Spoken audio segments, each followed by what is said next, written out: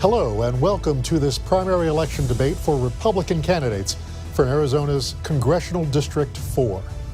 This debate is sponsored by Clean Elections, the state's nonpartisan voter education agency.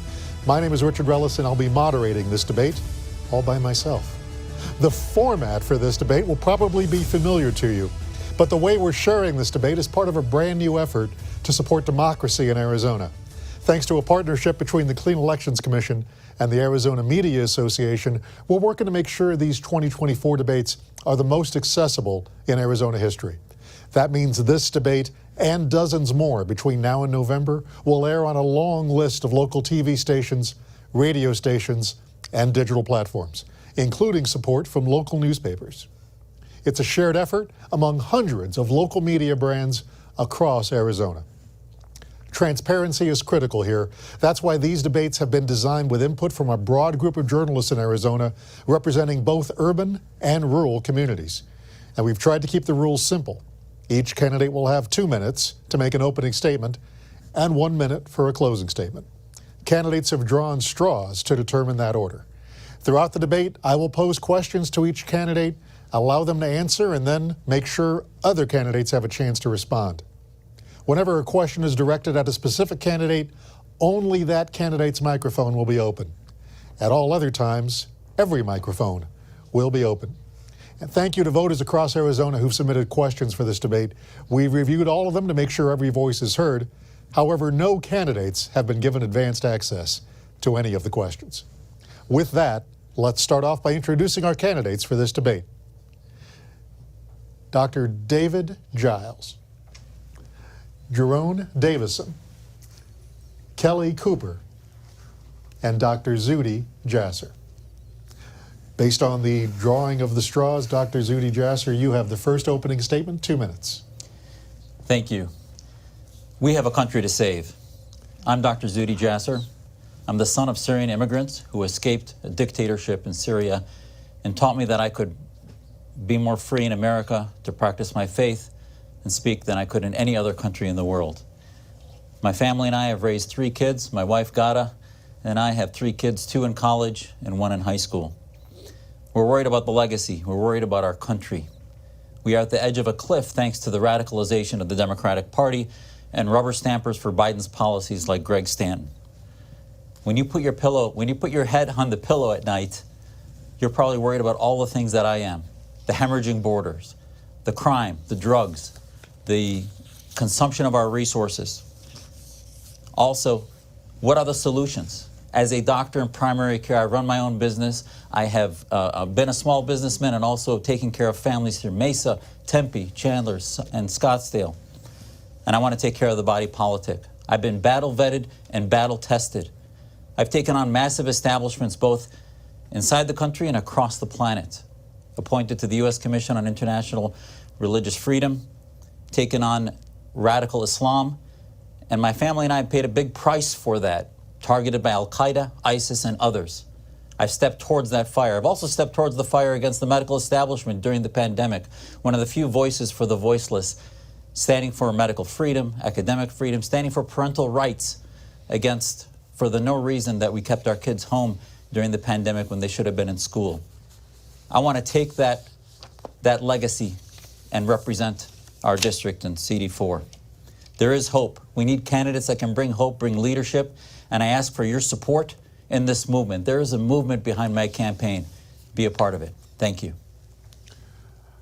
And Dr. Giles, apologies. Even though we talked about it right before air, I mispronounced your name. Dr. David Giles, you have the next 2 minutes for your opening. Oh, okay. What I'm sure all of you are looking to know is, what are you going to expect to get out of your representative when you send him to D.C.? A couple of orders of business.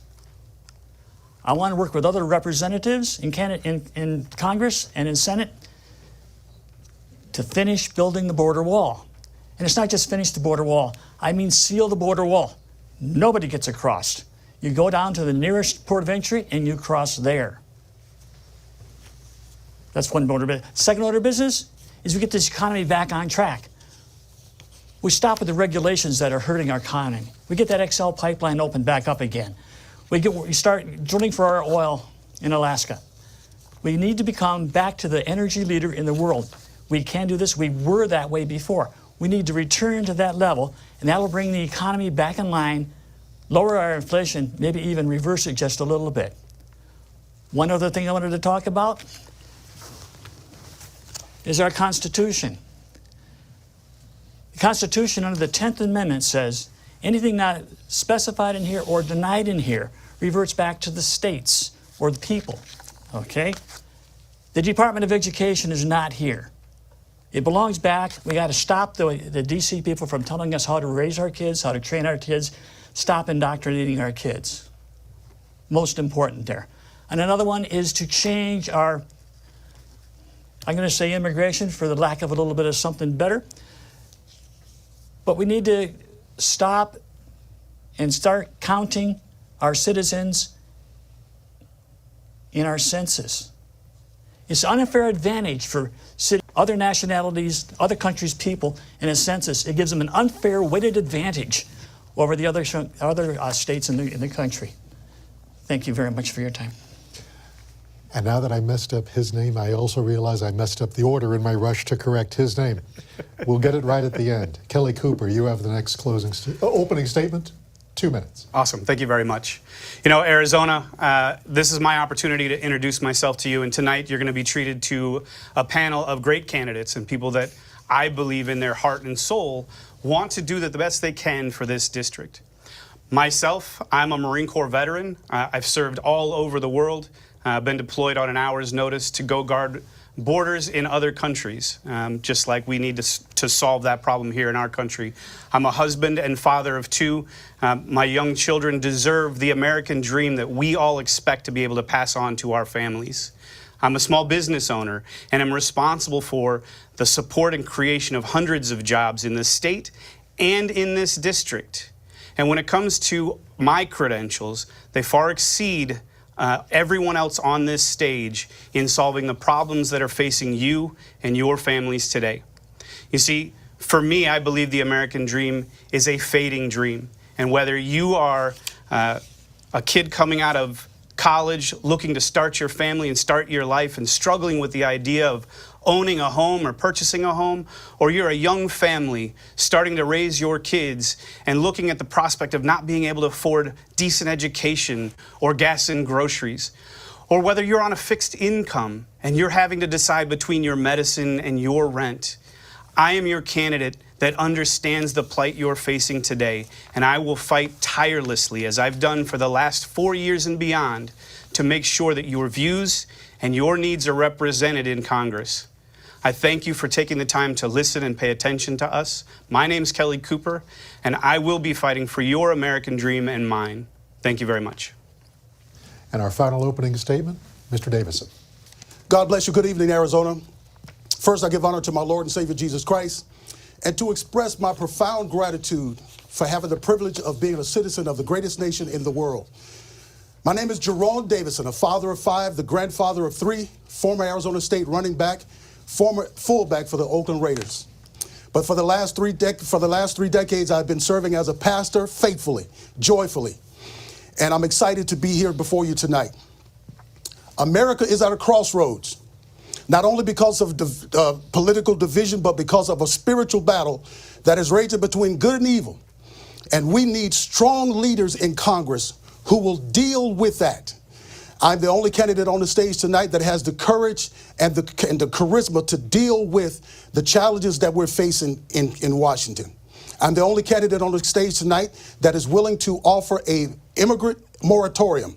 The only candidate that's willing to defund the Ukraine or not fund the Ukraine war.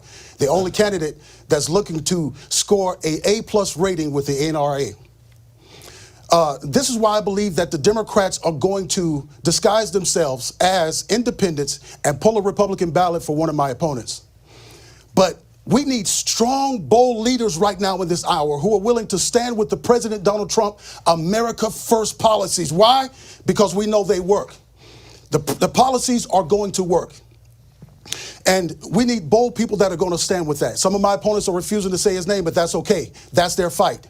My battle is to secure the border, to lower the soaring cost of gas, food, and rent, and to ensure that your needs may have preeminence and priority over any and all foreign wars, have preeminence and priority over all illegal aliens, and consider my 30 years as pastoring not only as experience, but consider it my commitment to the community. Thank you, sir. Thank you. Stand with me, Arizona. And let's get right to questions. Dr. Drasser, we'll start with you on the economy. What can Congress do? What could you as a congressman do to lower inflation? You know, as I talk to families in my practice, I can tell you that government can get out of the way. The American dream is dwindling because we're seeing continued pressures from inflation as costs go up. I've talked to patients that have to do 3 jobs to make ends meet like they used to 5-6 years ago, and it's all been because of Biden policies. I'm the only person on this stage that signed the Americans for Tax Reform pledge that I would never raise taxes. We need to continue the Trump tax cuts that are due to expire in 2025. Greg Stanton will likely vote against that. So if you want growth, it is time that we talk about economic growth. We need members of Congress that can work towards growth. We need to talk about a fixed tax rate. I've supported a 15% flat tax. And rather than have a member of Congress like Stanton that wants to rubber stamp 87,000 IRS agents to go after Americans, why not help them grow their businesses and create incentives for rebuilding businesses and working in small businesses? I'm one of the only ones that signs the front of my checks for my employees. And I stayed open throughout the pandemic. The pandemic shut down a lot of businesses, and there was no reason for that. Patients, and I can tell you as a physician, we should have not made choices for families and businesses that ended up affecting the economy. And now we're seeing it as debt goes way up and the costs of living go also way up. Mr. Cooper, would you support continuing the Trump tax cuts? How would they help people in the district? Yeah, so that's a great question. The Trump's tax cuts that are set to expire in 2025, and very true that Greg Stanton will very likely vote against them, are all reductions in the cost it takes to run any business, to support any new job growth. And I am 100% not only in support of the Trump tax cuts, I will vote to make sure that they are continued on, especially considering the 20% tax cut that goes to small business, which is truly the backbone of our economy that's really being hurt the most today. Dr. Giles, your thoughts on inflation and the tax cuts? First off, get government out of the way. A lot of these regulations, they're not in here. Again, get regulations out of the way, get our Excel pipeline working back again, get our country flowing, get the economy back online. But mostly, get the government out of the way. Taxes are too high. I'm in favor of reducing taxes, continuing the tax cuts, yes, and continuing the tax cuts for some of the businesses as well, because they're the ones that hire people, employ people, and put food on the table. So we need lower taxes.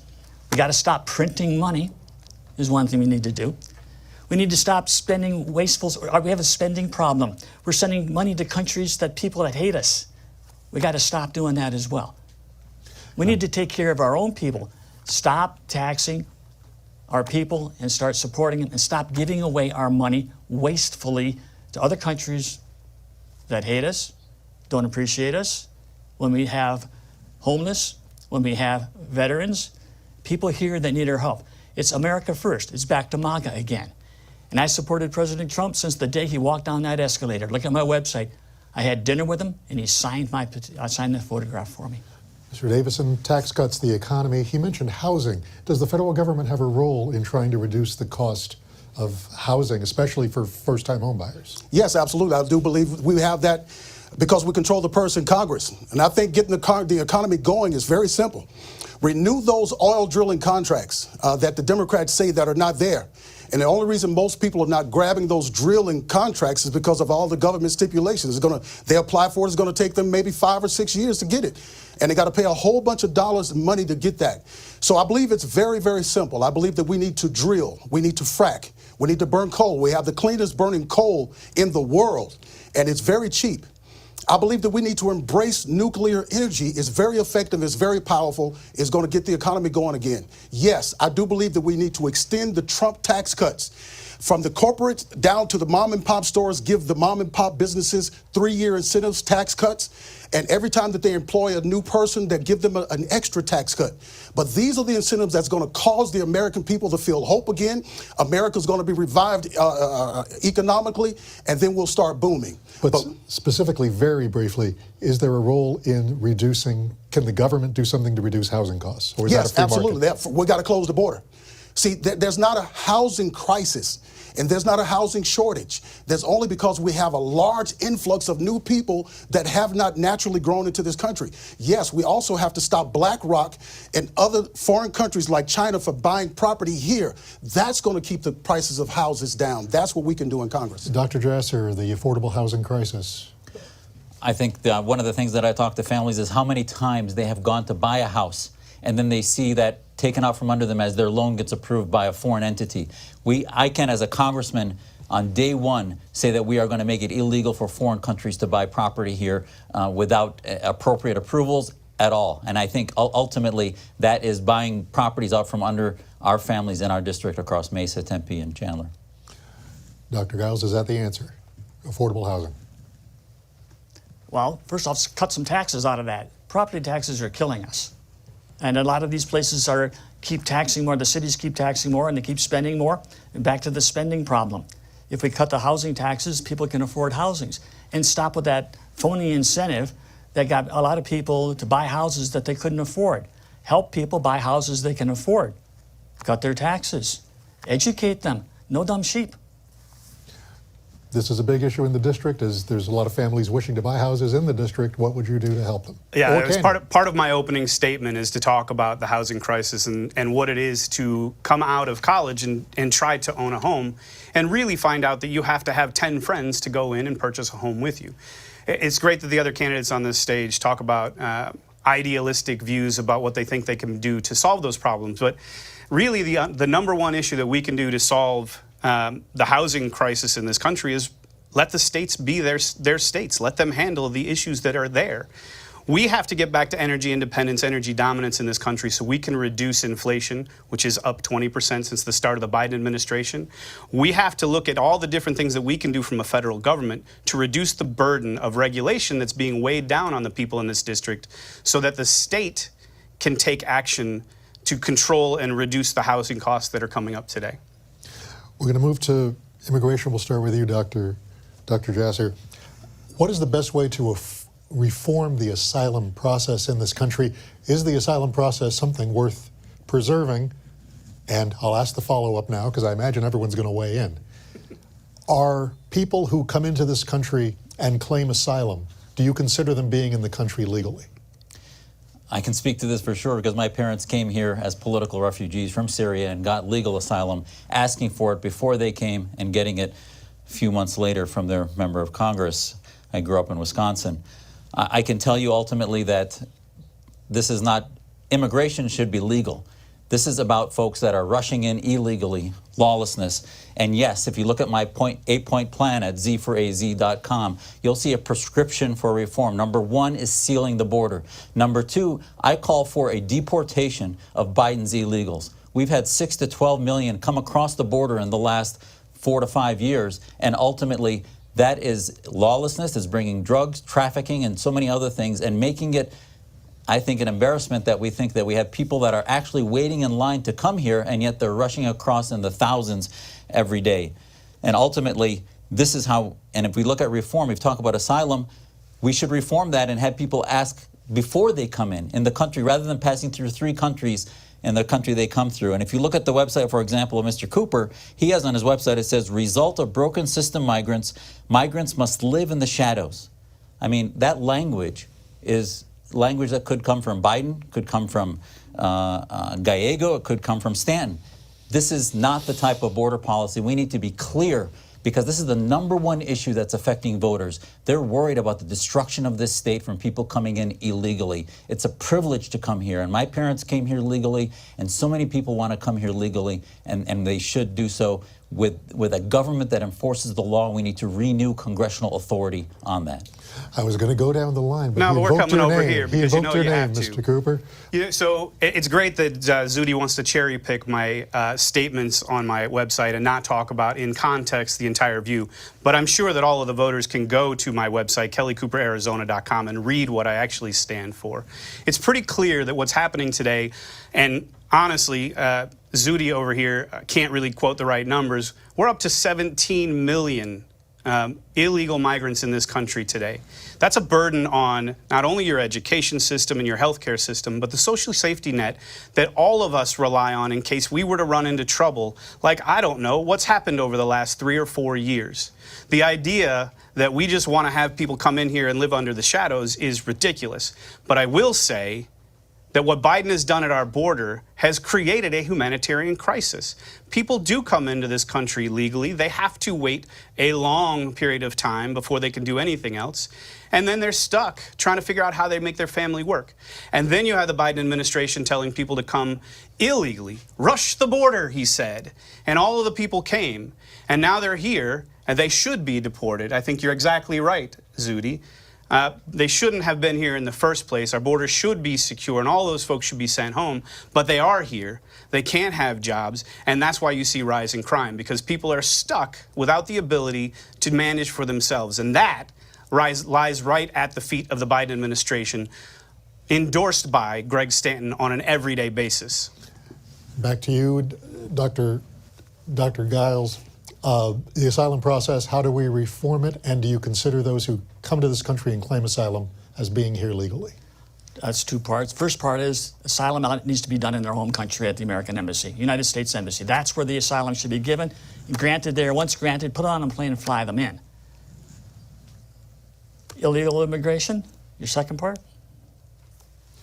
Are the people who come to this country and claim asylum, are they taking part in a legal process or not? If they came across illegally, not through a port of entry, they are illegals. They haven't followed the rule of law, and they should be deported. We should get our border secure, yes. Not just finish the border wall, but seal it. And when I say seal the border wall, I mean 0 people come across.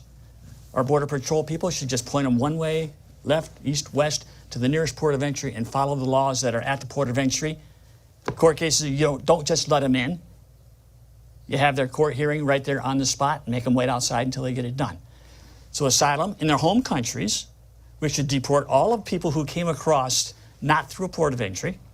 Get them out. They're burdening our, this has been said before, they're burdening our education, they're burdening our medical, they're burdening everything, and we're paying for them to have a free lunch. So speeding them up as they Let's go wait back outside. on one last topic. And I'm sure the clean elections people are checking to see if that's a prop. I'm probably going to hear in my ear, because we agreed no props, but we'll see. But Mr. Davison, your thoughts on the asylum process? All right. Well, let me first say that people are always stating that America is a country of immigrants. I say that it's not.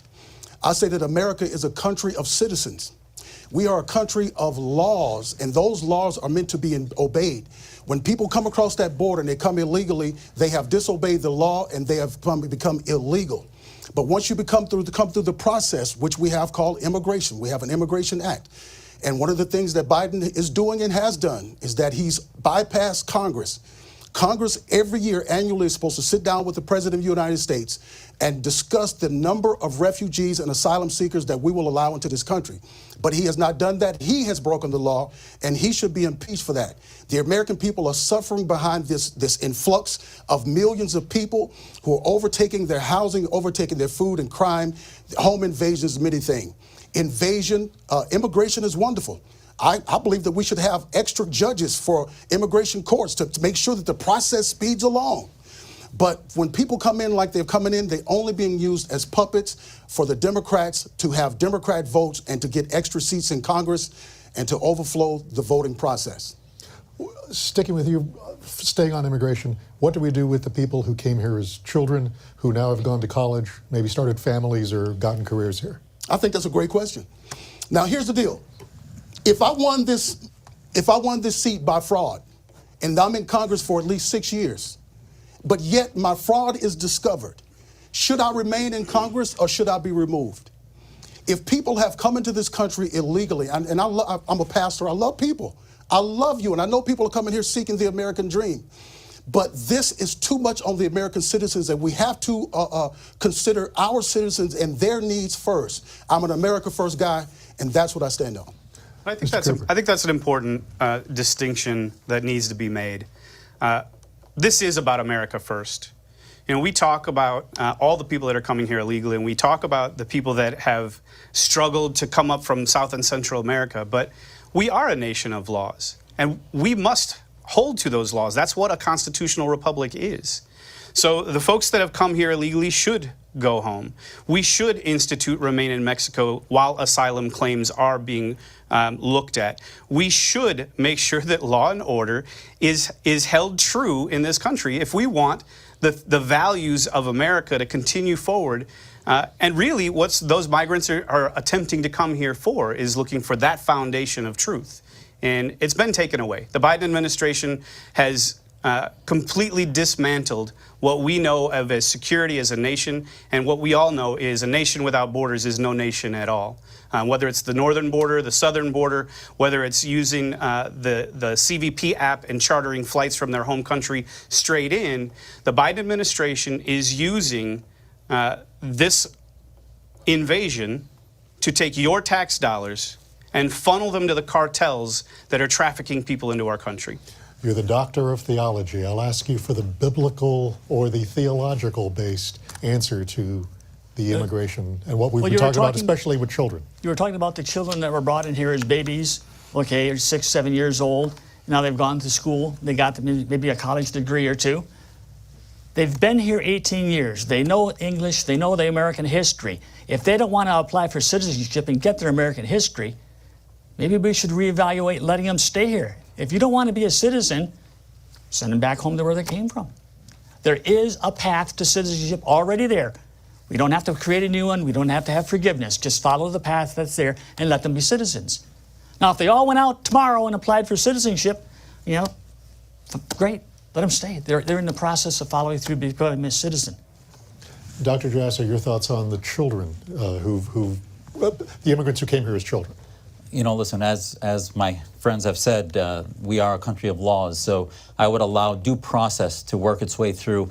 I've had many family members and also people that worked for me that have had their cases go through court for 20 years as their kids were at ASU waiting to see if they were going to be deported because they did it legally and they did it through the court system. But it's a bit gaslighting for the left to be asking us about the children of children when we have tens of thousands rushing through every day by a radicalized Democratic Party. And the current member of Congress, Greg Stanton, was for making Phoenix a sanctuary city that allowed the lawless to come in and then be protected in cities like Phoenix when he was mayor of Phoenix. So let's retire Greg Stanton. And I can tell you as an expert in radicalization that while I've confronted radical Islam and terrorists and other groups across the world, we see the radicalization of the Democratic Party across campuses as we see people chanting for Hamas on student visas that should be deported immediately for violating material support of terror laws. And that's not anything that Greg Stanton has talked about. And actually, Rashida Tlaib came to raise money for Students for Justice in Palestine, and Greg Stanton would not vote for a bill to basically censure her, which I think speaks to his radicalization. And we will get to foreign policy in a bit. One more briefly on immigration, and I'll give everyone a chance on this. Mr. Cooper, what does a secure border look like, and can you point to a time in history when the border was effectively sealed? Well, I think that you can look back at the last administration and say that the border was effectively sealed. COVID helped a little bit. Well, okay, you could say that COVID helped a little bit, but the policies of the Trump administration was remain in Mexico. So it was discouraged people coming here. So when they did come here and they were put back in a foreign land and not just automatically asylumed into our country, they stopped coming at the rates that they're coming. It wasn't encouraged. There wasn't a benefit to come. You weren't getting free rent and housing assistance from the governments. But you asked the question, and I think it's really important that we all answer this. You asked about the children. And my answer is, what about our children? You asked about the children and what it means for those people to be looking for a better life. But my children are looking for a better life. Your children are looking for a better life. The children of this district are looking for a better life. And I don't think we can go past that, because the government's job, number one, is to secure our nation and provide a prosperous environment for us to grow as families. There is nothing more important than that.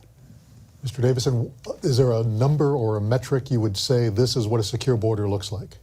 A secure border means no people coming across it. Remember how we got here, though. Let's think about that. President Donald Trump, when he was in office, was talking about build the wall. The people shouting at the rallies, build the wall. And President Donald Trump had the House and the Senate. But because we had weak Republicans in Washington, we could not get to building the wall. We couldn't get the funding for it. And President Donald Trump must have saw this day coming, that Biden would stand up and say, come to the border, and those people have come in here, and they're costing us billions of dollars a day. A secure border means the border is closed for any crossers, and any crossers who cross that border must be deported immediately. And we must focus on the citizens of the United States. And that's what I'm going to do. When I get in Congress, I'm going to support the President Donald Trump policies, the remaining Mexico policies, and not only that, but the Title 42 is not only for COVID, but it deals with these foreign diseases that are coming in here now that America's dealing with. Some of these diseases we haven't seen in 10 and 20 and 30 years. And so we have to bring that back. Dr. Giles, is 0 people coming across realistic? Not in the port of entry, yes. 0 is where we should be at. Not at, no, but even if we have to have all of our military out there, elbow to elbow, all the way along that border, if you want to come into America, go to the port of entry and come in following the rules there. But 0 is what it was. And you talked about when it was ever secure. Well, I think it was secure, like 100 years ago when our military went up to Mexico City because Mexico was giving us a problem. Dr. Jasser, what does a secure border look like in your mind? I can tell you as a physician, an artery that is somewhat 90% closed is still hemorrhaging. So at the end of the day, a sealed border means nobody comes in unless they have permission. And if you look at 9/11, was committed by the vast majority of those 19 came into our country and committed an act of terror. And there's been hundreds and hundreds that are on the list of foreign terror organizations that are of concern, known unknowns that we don't know where they are, and ultimately can affect our national security. All it takes is one. And for me to say, listen, I was a Navy doc for 11 years. I went to Somalia. We went in missions across the world.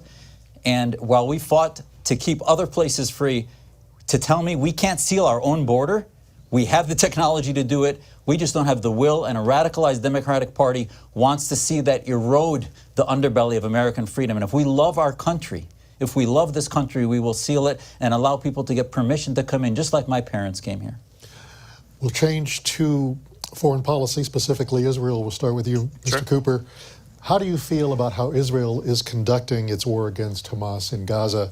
And should funding for Israel be tied to how Israel conducts itself? Yeah, that's a great question. I really appreciate that you asked that. Israel, just like everybody else in every region in the world, should be responsible for defending themselves. I said this over and over and over again, that America isn't responsible for the blood and treasure that is spent all over the world. Would I say that we should tie funds to Israel based on how Israel acts?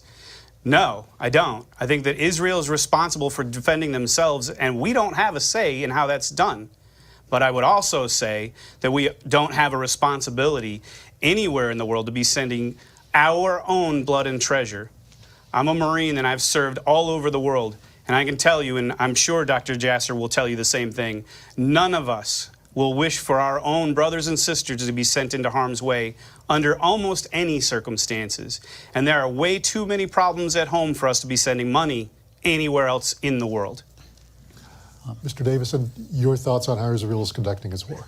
Well, there you see the vicissitudinous disposition of my opponent. He changed his position on the wars. I'm talking about Cooper. He was talking about supporting Ukraine a few months ago at a debate, and now he's talking about that we shouldn't send it out. That's just not true. Well, it is true. I got it on video. Let him finish. No, you're not going to do it. Mr. Go ahead. Cooper, It's on video. let him finish a minute and I'll you'll share it respond. on my website. Well, I really don't like people slandering me. Yeah, it's not slander. TV. It's the truth. But it's it's on not the video. truth. It's on PBS. He said that Sure, go watch he it. called Ukraine allies, and he said that we can't cut off funding immediately, and he said he wanted to continue funding them. That was the truth. I'm not going to tell a lie on the man. It's on video. Your thoughts on how Israel is conducting its war? Israel is conducting the war as they should. Israel has the right to protect themselves, And I believe America should stand beside them just in case they need our assistance. I believe in America first, but Israel is our ally and not Ukraine. Ukraine isn't our ally. But Israel is our ally, and they should defend themselves, especially now that Iran is attacking them, and they need our support. They have been a steadfast brother of ours supporting us, and we need to support them in such a time as this. We'll allow you to respond, and we'll get to you too. that'd be great. Back on Israel, your thoughts? Did you shift your position on Ukraine? No, my position has never changed. I don't believe that we should send blood and treasure anywhere else in the world. What I said on PBS, and I'll repeat it today, we cannot abandon our friends and allies on the world stage. Isolationism is not an answer to world politics. America, as I said on PBS, has the responsibility of being a world superpower. That means that we have to flex our influence to make regional powers be in control of regional wars and be responsible for the blood and treasures that are spent in regional conflicts. That does not mean that America is responsible for that. America has the responsibility of flexing the leverage of having those people in those regions handle that. We will get through Israel before we come back to Ukraine. Dr. Giles, your thoughts on how Israel's conducting its war? Well, it's Israel.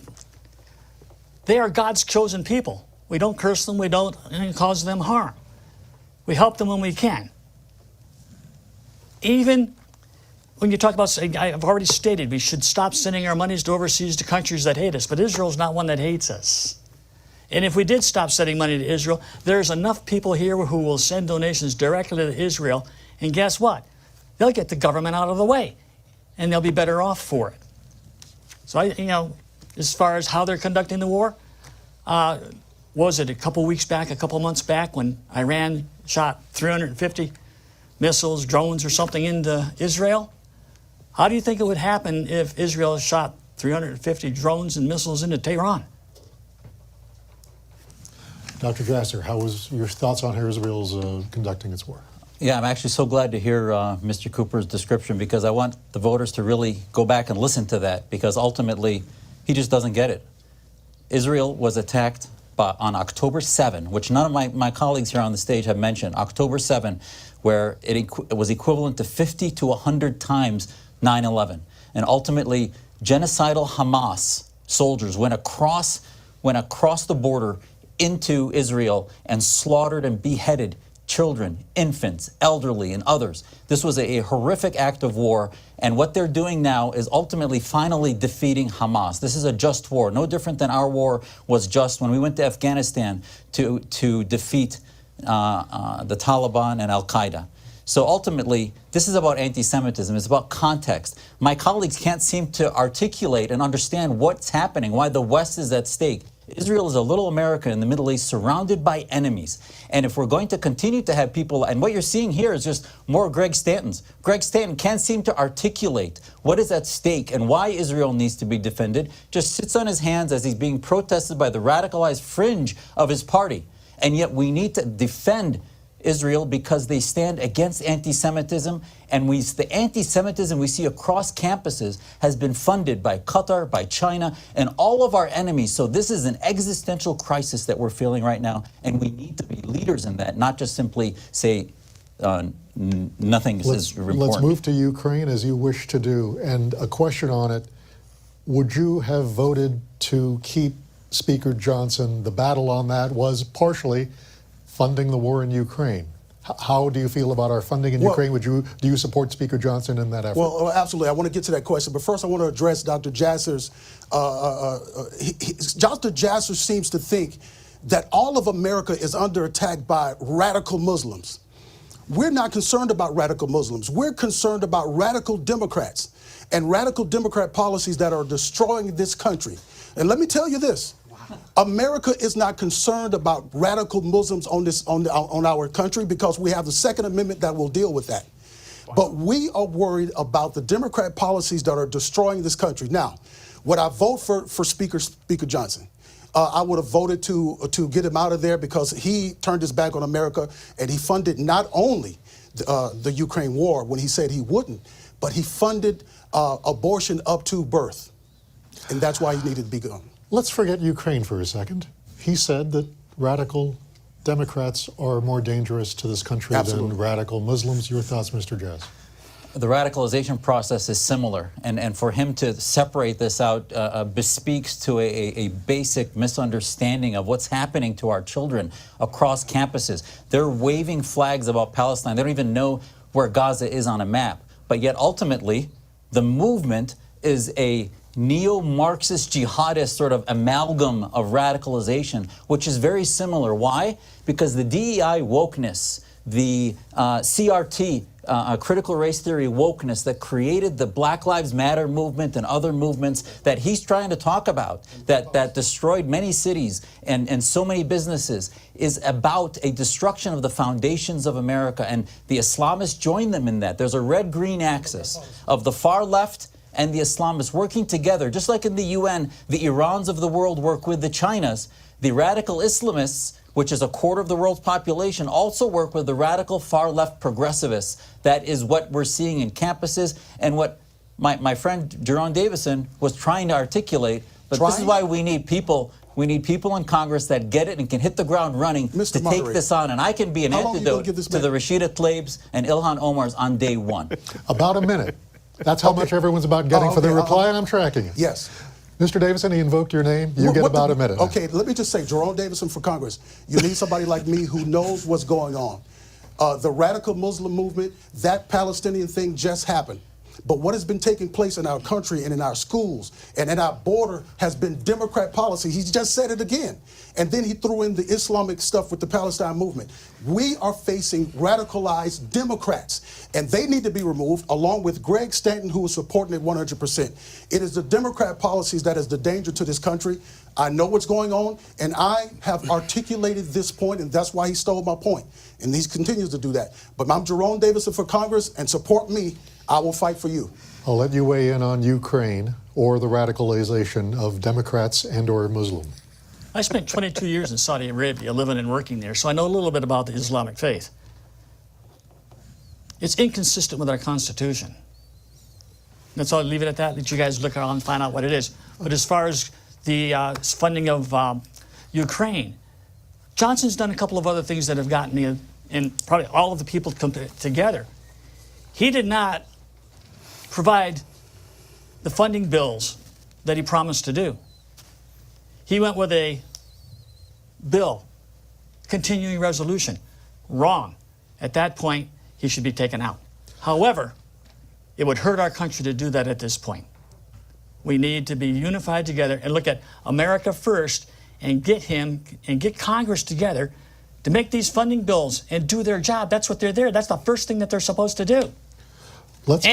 Not fund what's not in here. The prop again. Let's get local. The Republic has reported there's a group of affluent teenagers, one known as the Gilbert Goons, beating up other teens. One teenager, Preston Lord, died in one of those beatings. What do you see as the cause? We'll start with you, Mr. Cooper. What do you see as the cause of such youth violence in East Valley suburbs? And is there a role for Congress to do anything? Sure, yeah.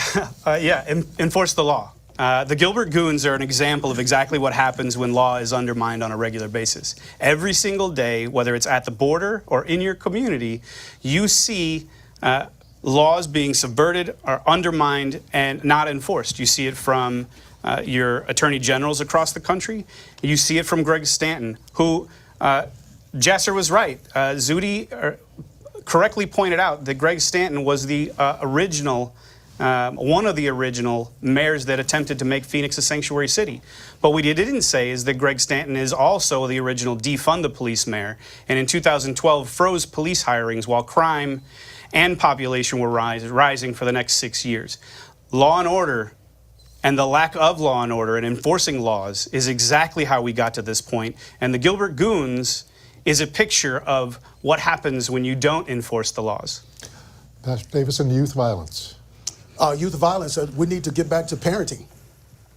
Parenting is the problem. Yes, we can go to dealing with law and order and AGs, but we got to get parents in homes. We need fathers and mothers and get back to the principles of raising our children. We shouldn't depend on the schools and the justice system to do it. We got to raise our children. And I believe many of these children were of a religious sect, and we got to get back to training them, and the churches has got to do a better job.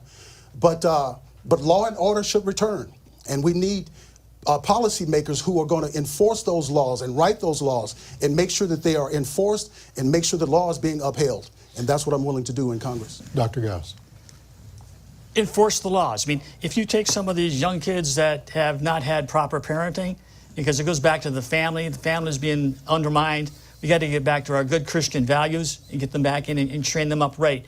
But if they spent a night in jail, or they had their handcuffs put on, or if they had to lose a privilege like they had, like speeding, for instance, when they're on a probation license, and have it taken away for 6 months, you have to have a little bit of accountability in there, and a lot of our youth have not been held accountable. That's where our problem is. The police, the law and order, we don't want to be mean, we don't be cruel, but we want to hold them accountable. If they hit somebody, that's assault. Whatever the assault laws are, obey them, give them a little bit of time, they might think about not doing it, and they'll tell their friends, don't do it, because jail is not pretty. Thank you, Dr. Drasser, the goons. Yeah, I'm so glad you asked this question. I think it's very important that we understand that the woke community has basically become apologetic, that anything goes, that everybody's a victim, that somehow, and this ultimately creates a climate in which it erodes our institutions.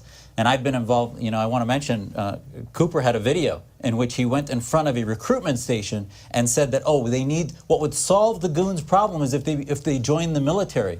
As a former naval officer, and I've been actually involved in an organization that's trying to get wokeness out of our military institutions because it's destroying they can't even use the word terrorism in teaching military academies right now. And ultimately, we want our best and brightest going into the military. We want the rule of law telling the goons that they will be punished and put in jail for any violence, and no longer have a legal system that dismisses the violence that occurred during the riots of the Black Lives Matter movement and others. And this culture needs to shift back to one of laws and family values. President Donald Trump can be a polarizing figure. I think we can all agree. He also seems to be a gravitational one. Republicans have changed their stances about him after he won office, and we've seen politicians change their policies to align with, or what they perceive to align with, Trump's positions to be. In office, how much fealty would you have to Donald Trump, and could you conceive of a way that maybe you would hold fast to a policy position that Donald Trump might not agree with? We'll start with you, Pastor Davis. Well, thank you very much for that question. Yes, I'm 100% Trumper. I've been with Trump from the start. I saw his policies were good for the country. His message was powerful. His message was law and order. His message was about prosperity. Didn't have to do with race or gender. It was a great focus, and we need to get back to that so desperately as a country. So yes, I'm the only candidate on stage tonight who was there to support his message on Jan 6th, because I felt like the elections were unfair, and I wanted to hold my First Amendment there during that rally. But yes, I support President Donald Trump. We have a couple of anti-Trumpers here on the stage that now are Trump supporters, and that's really good. I know people have a chance to repent and get their lives back on track and get with the message. But I have been with President Donald Trump from day one, and I do believe we don't have time to test someone and see if they're going to test or be with the Trump policies, but we need to get proven fighters like Pastor Jerome Davison, who was at January 6th, to stand with the Trump policies so we can move our country forward. Dr. Giles. I support President Trump since the time he came down the escalator. I would support all of his policies. And you asked if there was one that I wouldn't support. If he goes against something in here, I don't think I would support him. But it's not in his character. He wants to make America great. He believes in the rule of law. He believes in the Constitution. He's a God-fearing man. He prayed with my pastors. So, I would support Trump just about all the way around. I have in the past. I have him on my website. I can't imagine him doing something that's not going to make America great again. Dr. Drasser, do you see any daylight between you and Trump? I'm not understanding where you're asking me this from. The point is that I would support, I'm the first candidate on this panel here to endorse President Trump, and I would simply ask the voters, are you tired of inflation? Are you tired of a hemorrhaging border? Are you tired of lawlessness? America was better under President Trump. America had Abraham Accords. We were in peace. Now we have wars breaking out with Hamas and ultimately the funding of Hamas from Iran. The maximum pressure policy of Secretary Pompeo and President Trump was put away by Biden, and we see ultimately a weakened America as a result. So yes, I've been a supporter. I will support President Trump on policies that I have nationally and locally on the vast majority of his policies, even the so-called Muslim ban. I spoke up and said this is not a Muslim ban. It was about actually countries that were breeding and spreading terror around the world, and this is why I supported him in that. Mr. Cooper on Trump. I have my hand. Oh, yes, but he needs to answer this question. We'll get to you. So it's a comical and enjoyable endeavor for this question. You asked specifically where his fealty lies, right? To be clear. Correct. And there's a lot of talk about how all of the candidates on this stage are loyal to Donald Trump, including Dr. Jasser down there, who quit being a national delegate in 2016 because he couldn't vote for Trump. He couldn't bring himself to do it, and also wrote op-eds about how he was unfit to be president, along with being a globalist that was encouraging more Syrian refugees at the time. Now, I'm not done with my statement, Doctor. That was when you were getting Green Party ballots? I'm not done with my statement. The Radical Socialist Party? I am the only candidate on this stage that was endorsed by Donald Trump last cycle. Oh, God. But I will tell you this, my fealty and loyalty not only relies and lives with the Republican Party conservative values, it's with you. It's with the voters in this district. And as long as Donald Trump is our nominee, I will be supporting him. I will be pushing forward with the values that he represents, and I will continue to stand with the voters in this district that need help. Every single day we struggle with rising gas prices, groceries, Thank you, Mr. Cooper. energy. Thank you. That sounds like a closing, which is open. And now the man in my ear is telling me it's time for closing statements. Each of you get 1 minute to keep us on time. I'll have to politely cut you off when it's over. Dr. Jasser, you get the first closing statement. We've talked about a lot of problems here. There are millions rushing into this country because of the hope that America is.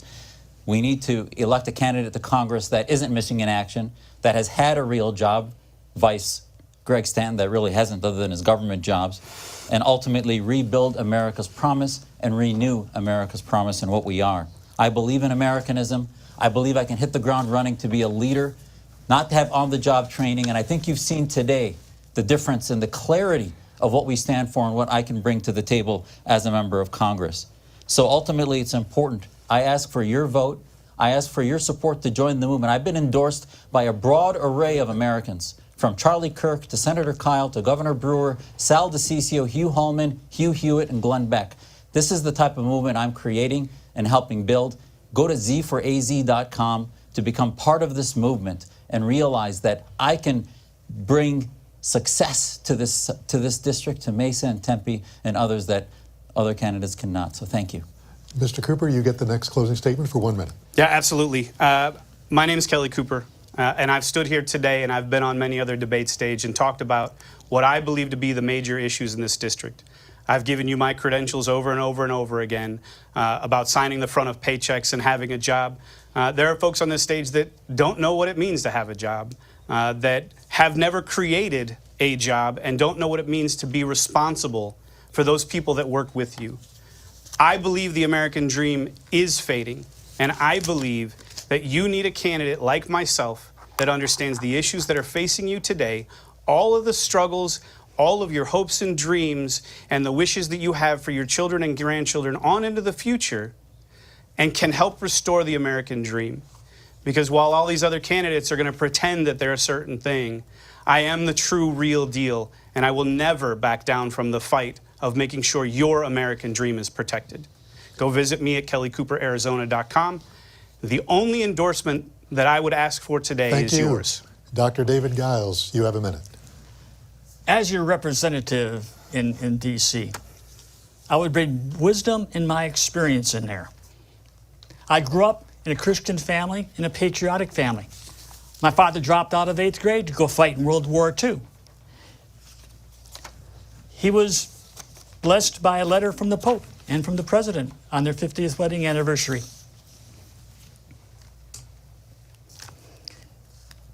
They were devoted, taught me to learn more. I have a Bachelor of Science degree in electrical engineering for my technical abilities. I have a Master's of Business Administration for my business abilities. I worked for the largest oil company in the world and had over 10,000 people under my wing.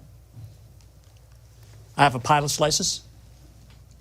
I have followed my dreams in theology. I have Bachelor's degree in theology, master's degree, doctorate degree, Thank you. and a PhD. Thank you. And Pastor Davison, Thank you take so us very home. much for having me. I have to change my closing statement because of some of the things that was offered here. And I must offer this sincere closing and this warning. America, we have been had so many times, and I know you're tired of it. We send people to Washington, and they get there and they stab us in the back. You have a proven fighter in me. You saw that I was at January 6th. You saw that I was Trumper from the beginning. I believe the doctor is not safe for this country. I don't believe he's good for going to Congress.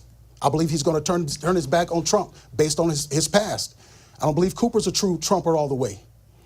We need to move forward as a country and no more attacks on President Donald Trump so that we can get this country moving forward. I believe that I am the safe vote for CD4. Greg Stanton, it's time for him to retire. It's time for him to move aside so that we can get the economy here moving and the people's lives moving back to prosperity. My name is Jerome Davison. I want you to stand with me and help us restore the American dream. JeromeForCongress.com. Thank the four of you for this debate, and thank you for joining us, listening and watching.